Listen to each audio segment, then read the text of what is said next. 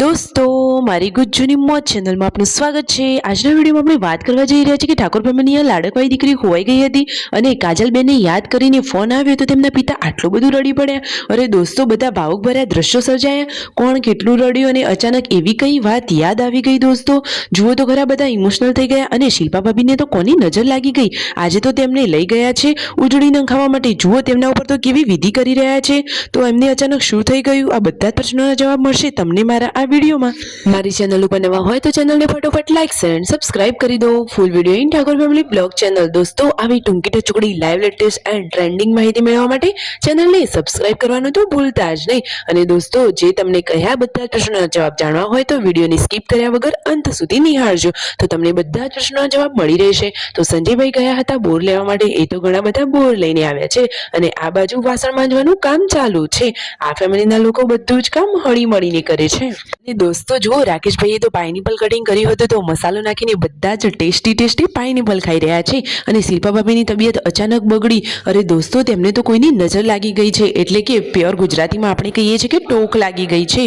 તો હવે તેઓ જઈ રહ્યા છે નજર ઉતારવા માટે। તો દોસ્તો તેમની ઉજળી કઈ રીતે નાખી છે અને અચાનક આવ્યો કાજલબેનનો ફોન તો તેમના પિતાએ તેમની જોડે વાત કરી અને તેઓ તો એકદમ ભાવુક થઈ ગયા। બધા જ ઇમોશનલ થઈ ગયા અને તેમના પિતાની આંખોમાં તો આંસુ આવી ગયા। તે તો જુઓ કેટલા ઇમોશનલ અને જુઓ એકદમ કેવા થઈ ગયા છે અને તે તો એકદમ રડવા જ લાગ્યા તમે જોઈ શકો છો।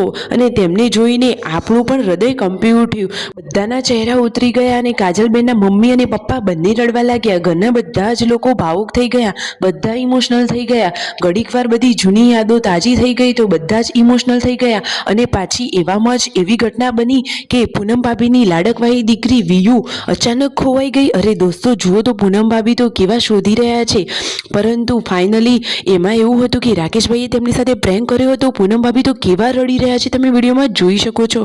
અરે છોકરું તો માને કેટલું વાલું હોય તો જુઓ તેમના માતાશ્રી એટલે કે પૂનમ ભાભી તો કેવું રડી રહ્યા હતા પરંતુ વિયુને તો રાકેશભાઈ લઈ ગયા હતા તેમની સાથે। તો જુઓ વિયુ તો હવે ઘરે આવી ગઈ છે અને આવતા વેત જ એ તો દોડી અને પછી પૂનમ ભાભી તો ક્યારના તેની રાહ જોઈ રહ્યા હતા। તો દોસ્તો ફાઇનલી વિયુને જોઈને પછી પૂનમ ભાભી કેવી સિચ્યુએશનમાં આવી ગયા તમે વિડીયોમાં લાઈવ નિહાળી શકો છો। તો જુઓ વિયુ આવતા વેત જ તેની મમ્મીની જોડે દોડી અને શિલ્પા ભાભીને તો નજર ઉતારી અને ઘરે આવી ગયા છે। અને જુઓ તો ખરા દોસ્તો આ માતા અને દીકરીના લાડ જુઓ તો ખરા કે હવે દીકરીને ઘરે જોઈને પૂનમ ભાભી કેટલા ખુશ થયા।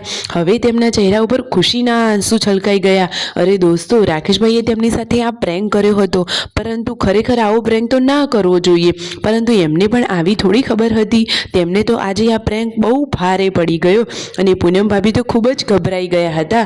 ખરેખર દોસ્તો આપણે પણ કોઈની સાથે આવું મજાક મસ્તી અને પ્રેન્ક ના કરવો જોઈએ। સાચી વાતને વિડીયો ગમ્યો હોય તો લાઈક શેર એન્ડ સબસ્ક્રાઇબ।